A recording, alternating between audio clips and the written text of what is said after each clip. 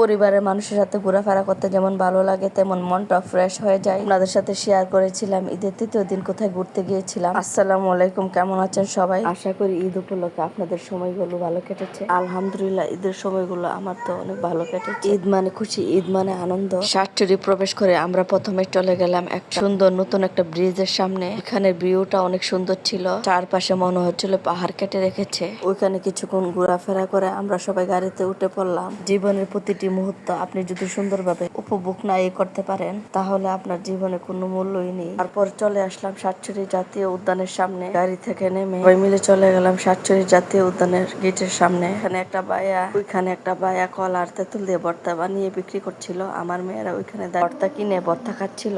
অন্যদিকে সাতচুরি জাতীয় উদ্যানে প্রবেশ করার জন্য আমার বোন সবার জন্য টিকিট কেটে নিল। টিকিট কেটে আমরা সবাই সাতচুরি জাতীয় উদ্যানে প্রবেশ করলাম। ভিতরে প্রবেশ করার পর কিছুক্ষণ হেঁটে দেখি অনেক উঁচু করে সিঁড়ি করে রেখেছে, ওখানে সবাই মিলে ছবি তুলে নিলাম। সিঁড়ি দিয়ে উঠার পর সাতচুরি জাতীয় উদ্যানের ভিতরের পরিবেশটা আমার কাছে জঙ্গলের মতন মনে হয়েছে, বেশি ভালো লাগেনি। আমরা ওইখানে সবাই মিলে কিছুক্ষণ হাঁটাহাঁটি করে দেখে বের হওয়ার জন্য চলে যাচ্ছিলাম। সময় আমাদের জন্য কখনো বসে থাকে না। 30টা রোজা রেখে ঈদ উপলক্ষে আমরা মুসলিমরা কত কিছু কেনাকাটা করি, গরিব ধনী সবাই ঈদ উদযাপন করি। আমরা মুসলমানদের জন্য ঈদ অনেক বড় একটা উৎসব। ঈদ আসবে আসবে বলে কখন যে ঈদের এই সময়টুকু কেটে যায় আমরা বুঝতেই পারি না। এই উঁচু সিঁড়িটা দিয়ে উঠতে যেমন কষ্ট হয়েছে, নামতে তেমন কষ্ট হয়নি। আমার মেয়েরা দূর দিয়ে সিঁড়ি দিয়ে নেমে পড়ছে।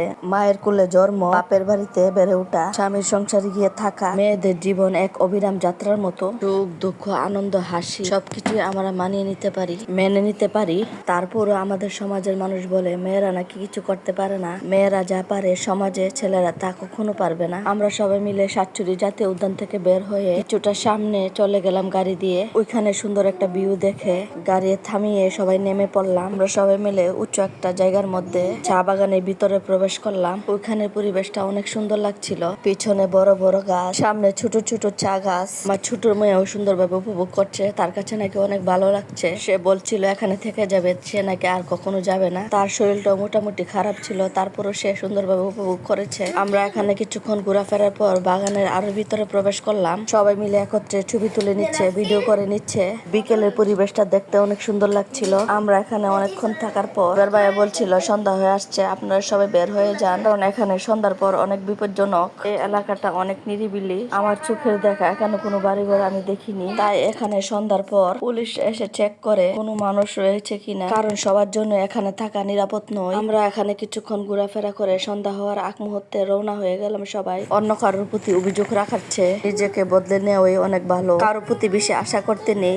বেশি আশা করলেই নিরাশা হয়ে ফিরতে হয়। আমরা যে চা বাগানের ভিতরে প্রবেশ করেছিলাম ওইখান থেকে সবাই মিলে নেমে পড়লাম। তারপর গাড়ির মধ্যে উঠে পড়লাম। সন্ধ্যার ভিউটা দেখতে এমন সুন্দর লাগছিল। এর মধ্যে আমার হাজবেন্ড ফোন দিয়ে বলছিল তোমরা নাকি খাওয়া দাওয়া করে আসবে, আমরা যাতে ওইখানে খাওয়া দাওয়া করে আসি। আমাদের আসবার পথে চান্দুরা, এখানে অনেকগুলো হোটেল আছে, ওইখানে আমি আরো কয়েকবার খেয়েছি হাঁসের মাংস দিয়ে। ওইখানে এসে আমি অবাক হয়ে গেলাম, এসে দেখি আমার হাজবেন্ড এসে বসে আছে, নাকি আমাদের খাওয়া দাওয়া করার জন্য এসেছে। আমি তাকে বলেছিলাম এখানে এসে হাঁসের মাংস দিয়ে ভাত খাবো, তাই সে বাইকনাকে নিয়ে বাইক দিয়ে চলে এসেছে। এখানে ছোট মাছ অনেক মজা করে রান্না করে, হাঁসের মাংস খেতে অনেক ভালো লাগে, ঝাল ঝাল করে সবকিছু রান্না করে। সবাই মিলে খাওয়া দাওয়া শেষ করে বের হয়ে যাচ্ছিলাম। এক সময় জানতাম বড় হওয়া মানে জীবনটা সহজ হওয়া, এখন বুঝতে পারি বড় হওয়া মানে দুশ্চিন্তা, হাজারো দায়িত্ব। আমি আমার হাজবেন্ডকে বলেছিলাম আপনি কেন এখানে এসেছেন, সে বলছিল তোমরা নাকি এখানে খাওয়া দাওয়া করবে, তাই আমি এখানে আসলাম। আমরা সবাই মিলে হোটেলের সামনে কিছুক্ষণ কথা বলছিলাম, আড্ডা দিচ্ছিলাম। কিছুক্ষণ কথা বলার পর আমরা সবাই মিলে গাড়িতে উঠে পড়লাম। আমার হাজবেন্ড বলছিল তোমরা চলে যাও গাড়ি দিয়ে, আমি চলে যাব বাইক দিয়ে। আমি আমার হাজবেন্ডের সাথে কিছু জরুরি কথা সেরে নিলাম।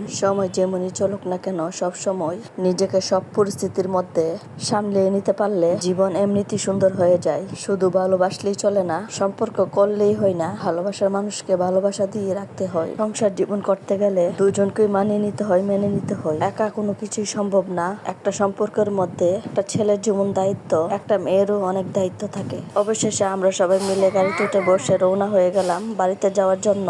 আমার আজকের এই সাতচুরি হবিগঞ্জ সিলেট চা বাগানে ঘোরাফেরার ভিডিওটা আপনাদের কাছে কেমন লেগেছে প্লিজ কমেন্ট করে জানাবেন। পুরো ভিডিওটা দেখার জন্য অসংখ্য ধন্যবাদ। ভালো থাকবেন, আল্লাহ হাফেজ।